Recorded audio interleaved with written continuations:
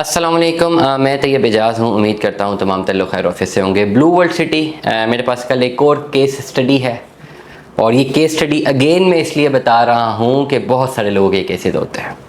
मैं नाम नहीं लेता, किस जगह से बात की गई मैं नहीं बताता, मैं फ़ाइल का नंबर नहीं देता, मैं फ़ाइल की डिटेल्स नहीं बताता, बट ऑन रियल ग्राउंड्स में हमेशा चीज़ बड़ी क्लैरिटी के साथ एक्सप्लेन करता होता हूँ कि ये केसेस भाई आपके भी हो सकते हैं। एक भाई हैं जिन्होंने मुझसे रब्ता किया, उनकी ऑलरेडी 2 फाइलें हैं ब्लू वर्ल्ड में। एक स्पोर्ट्स वाली की फ़ाइल है 20 लाख वाली, अप्रॉक्सीमेटली 6-6.5 लाख रुपए जमा है। एक अवामी की फ़ाइल है 975 वाली, 3 लाख रुपए जमा है। कलेक्टिवली कोई 8-9 लाख रुपए जमा है और वो ये चाहते हैं कि मैं फैसल टाउन फेज़ 2 में इन्वेस्टमेंट कर लूँ। अब मुझे जब ये रब्ता हुआ तो as a dealer, as an investment consultant, as a seller, तो मैं तो यही कहूँ ना जी, जल्दी से करें जी फैसल टाउन फेज़ 2 में इन्वेस्टमेंट। उन्होंने ओवरसीज़ ब्लॉक के हवाले से, इन्वेस्टमेंट करने के हवाले से मुझसे डिटेल्स भी ली, मैं देता रहा। 3-4 दफ़ा उन्होंने मुझे बताया कि मेरे पास ब्लू वर्ल्ड भी है, ब्लू वर्ल्ड भी। मैंने कहा चलो मुझे ब्लू वर्ल्ड की डिटेल्स भेजें। तो जब मैंने ब्लू वर्ल्ड की डिटेल्स भेजी तो मेरी पहली एडवाइस ये थी कि इन हालात में, इस तरह की सिचुएशन में आप do not shift yourself to Faisal Town. अब ये फाइलें भी ज़ाया कर देंगे, फैसल टाउन में भी फंस जाएंगे 4-5 साल के लिए। This is not the correct decision. आपको पहले अपने ब्लू वर्ल्ड के मसले को हल करना चाहिए, फैसल टाउन बाद में देख लेंगे, डजंट मेक एनी डिफरेंस। अब ऐसी एडवाइस नहीं दी जाती हैं वेरी स्ट्रेट फॉरवर्डली।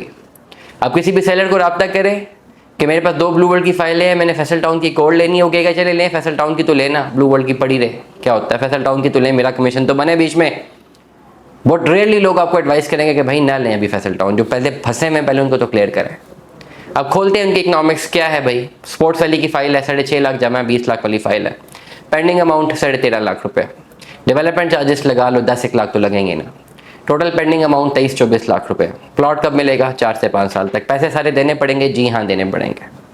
अब आ जाएं दूसरे के ऊपर, अवामी ब्लॉक पे 975 वाली फ़ाइल, 3-4 लाख जमा, 6 lakh pending amount, 6 lakh development charges, 12 lakh रुपये पेंडिंग अमाउंट।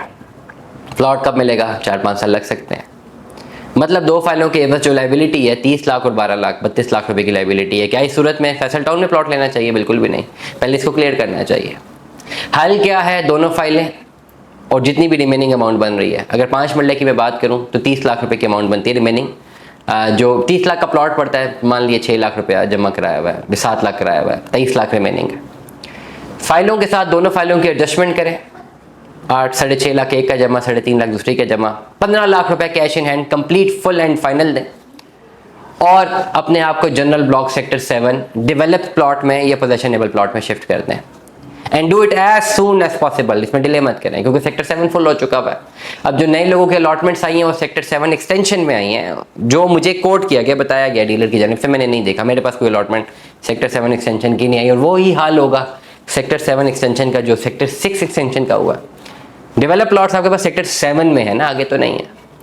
तो इसलिए आपने इस चीज़ों को बड़ा क्लैरिटी के साथ समझना है that where you have to park yourself. Blue World में अगर आपका कोई ऐसा केस है, you need cash in hand, file adjust करेंगे, कैश इन हैंड आप देंगे, कैश इन हैंड के साथ अपने आप को शिफ्ट करेंगे। इस पर कंप्लीट 8 लाख रुपए की जो बन रही है, मर्जिंग बन रही है, 15 लाख रुपए कैश बन रहा है, 23 लाख रुपए में आप कंप्लीट अपना प्लॉट शिफ्ट करें सेक्टर 7 में।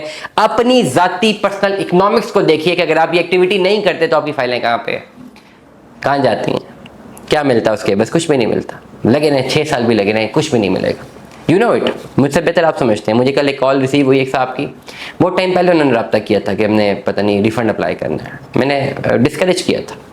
कल फ़ोन कर रहे हैं कि 9 महीने हो गए, 10 महीने हो गए, अभी तक रिफंड नहीं मिला। मैंने कहा 1-2 साल और वेट करें sir, we can not say anything ना। ये ब्लू वर्ल्ड की मैनेजमेंट का काम है भाई, हम जाकर उनसे बात कर लें।